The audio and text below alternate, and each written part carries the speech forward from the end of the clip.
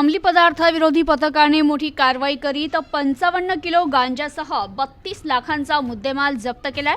विधानसभा निवडणुकीच्या अनुषंगाने पुण्यातील पिंपरी चिंचवड पोलीस आयुक्तालयाच्या हद्दीत कोणत्याही प्रकारे अंमली पदार्थांचे अवैध विक्रीवर आळा घालण्याकरिता आणि अंमली पदार्थांचं समूळ उच्चाटन करण्याबाबत आदेशित केले। त्यानुसार वरिष्ठ पोलीस निरीक्षक संतोष पाटील, सहाय्यक पोलीस निरीक्षक विक्रम गायकवाड आणि पथक हे दिघी आळंदी परिसरात रात्री संशयित वाहन चेकिंग करीत असताना पोलीस अंमलदार विजय दौंडकर आणि गणेश करपे यांना आळंदी घाट येथून एक मारुती सुझुकी स्विफ्ट डिझायर गाडी दिघीच्या दिशेने भरधाव येताना दिसली।